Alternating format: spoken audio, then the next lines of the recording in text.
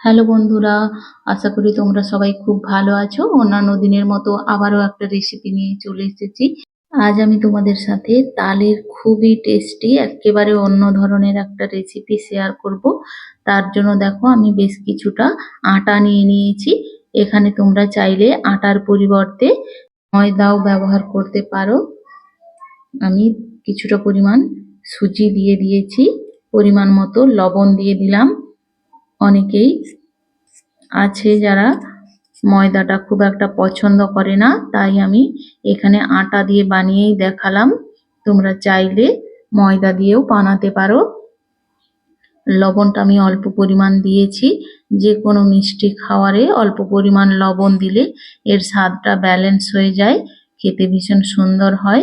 আমি কিছুটা পরিমাণ নারকেল কুড়িয়ে দিয়ে দিয়েছি। তোমরা চাইলে ছোট ছোট ভাবে কেটেও দিতে পারো। আমি বেশ কিছুটা মৌরি দিয়ে দিয়েছি। এবার ওগুলোকে একসাথে আমি মিশিয়ে নেব। আমি চিনি দিয়েছি 3 চামচ মতো। তোমরা চাইলে চিনিটাকে বাড়িয়ে অথবা কমিয়ে নিতে পারো। এবার দেখো আমি ওপর থেকে কিছুটা পরিমাণ দুধ দিয়ে দিলাম। দুধ দিলে এর টেস্টটা ভীষণ সুন্দর হয়, তাই আমি কিছুটা পরিমাণ দুধ দিয়ে দিলাম। দুধটা অপশনাল, তোমরা চাইলে দিতেও পারো, না হলে এটা জল দিয়েই ভালোভাবে এভাবে ফেটিয়ে নিতে পারো।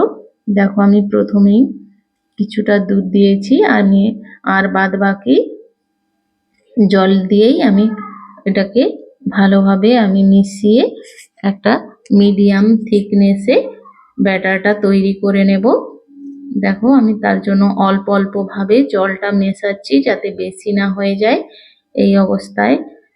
আর আমি জল দেব না, এইরকম মিডিয়াম অবস্থায় রাখতে হবে ব্যাটারটাকে। দেখো এদিকে একটা আমি গ্যাসের মধ্যে কড়াই বসিয়ে দিয়েছি। এবার ওর মধ্যে বেশ কিছুটা পরিমাণ রিফাইন্ড অয়েল দিয়ে দিলাম।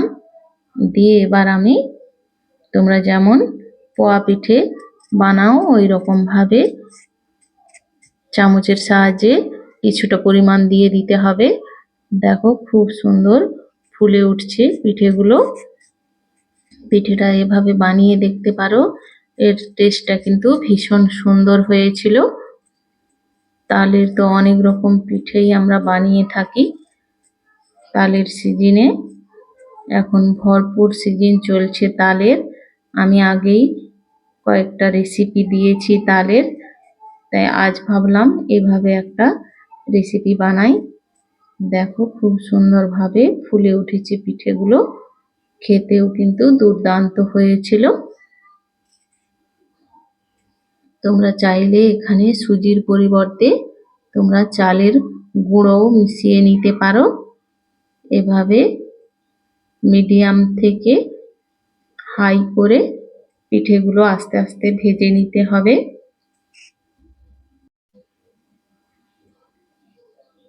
আবারও আমি কিছুটা দিয়ে দিলাম। এভাবে বাদ বাকি ব্যাটারগুলো দিয়ে দিয়ে আমি ভেজে নেব। তোমরা চাইলে এখানে চিনির পরিবর্তে গুড়ও ব্যবহার করতে পারো, তাতেও পিঠেটা ভীষণ সুন্দর হয়। দেখো এভাবে আমি একটা কাঠির সাহায্যে আমি পিঠেগুলোকে উল্টে নিচ্ছি। বারবার ছান্তাটা ডোবালে অনেকটাই তেল উঠে যায় ওর মধ্যে, তাই এভাবে আমি একটা কাঠি রাখি সব সময়। আমি এভাবে কাঠি ব্যবহার করেই আমি পিঠেগুলোকে উল্টে নিই। দেখো এভাবে লাল লাল করে ভেজে নিতে হবে। অবশ্যই গ্যাসের ফ্লেমটা খেয়াল রাখতে হবে যাতে খুব বেশি না থাকে, না হলে ভেতরটা কাঁচা থেকে যাবে, ওপরটা খুব অল্প সময়েই লাল হয়ে যাবে। খেয়াল রাখতে হবে যখন আমরা ব্যাটারটা তেলের মধ্যে দেব তখন গ্যাসের ফ্লেমটা একটু লো রাখতে হবে। আর যখন আমরা ছেঁকে তুলে নেব তখন গ্যাসের ফ্লেমটাকে হাই করে নিতে হবে। তাহলে তেলটা গরম থাকলে বেশিরভাগ তেলটাই বেরিয়ে যাবে পিঠের ভেতর থেকে। এভাবেই আমি বাদ বাকি পিঠেগুলো এক এক করে ভেজে নিয়েছি। ভিডিওটা ভালো লাগলে অবশ্যই লাইক, কমেন্ট ও শেয়ার করে পাশে থাকার অনুরোধ রইল। অবশ্যই পেজটা ফলো ও সাবস্ক্রাইব করবে। ভিডিওটা শেষ পর্যন্ত দেখার জন্য অসংখ্য ধন্যবাদ।